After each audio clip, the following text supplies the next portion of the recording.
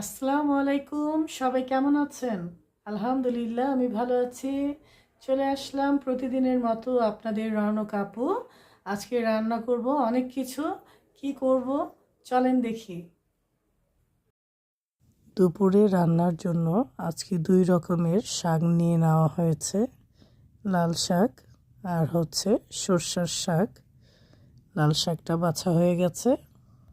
এই তো চলে আসলাম আমার রান্নাঘরে। লাল শাকটা ভালো করে ধুয়ে নিচ্ছি। লাল শাকটা কিছুক্ষণ ভিজিয়ে রেখে এখন উঠিয়ে নিচ্ছি। লাল শাকটা বসিয়ে দেওয়া হয়েছে।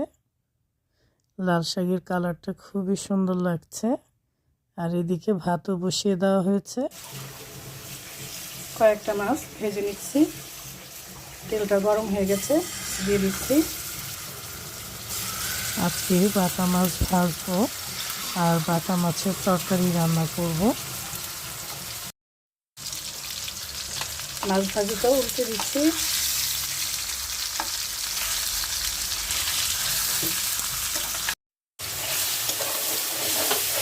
রুই মাছ দিয়ে সর্ষে শাক রান্না করব। মাছ ভাজিটা হয়ে গেছে, এখন আমি উঠিয়ে নিচ্ছি।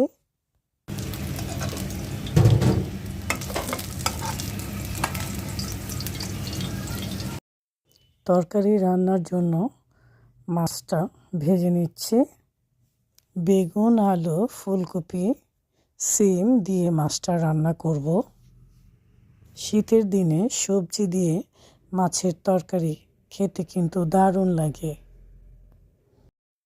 সবজিগুলো কেটে নেওয়া হয়েছে, এখন ধুয়ে নেওয়া হচ্ছে। তরকারিটা মেখে বসানো হবে। সব মশলা দিয়ে দেওয়া হচ্ছে।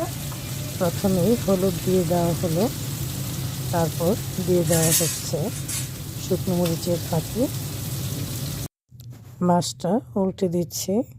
মাছটা ভেজে নিলে তরকারিটা ভালো লাগে খেতে। রুই মাছের সাথে সর্ষে শাক খুবই ভালো লাগে। সবজির তরকারিতে মশলা দেওয়া হয়েছে, এখন পানি দেওয়া হচ্ছে। এখন মাছ ভাজাটা তরকারির মধ্যে দিয়ে দেওয়া হচ্ছে।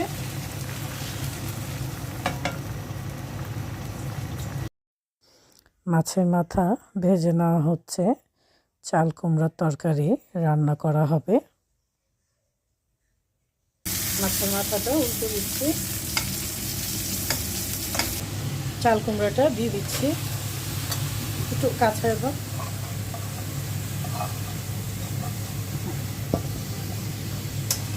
মশলার সাথে চাল কুমড়াটা ভালো করে কষিয়ে নিতে হবে।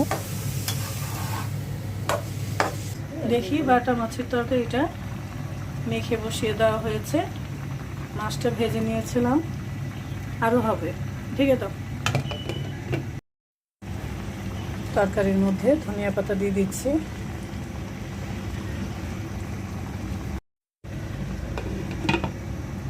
চাল কুমড়ার তরকারিতে মাছের মাথাটা দিয়ে দিচ্ছি। কাঁচামরিচ দিয়ে দিচ্ছি। দিয়ে দিচ্ছি পানি।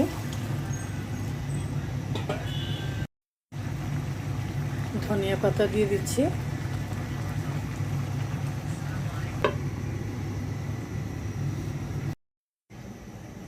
এই তো হয়ে গেছে মাছ ভাজা, লাল শাক ভাজা, সর্ষে শাক, রুই মাছ দিয়ে রান্না করেছি,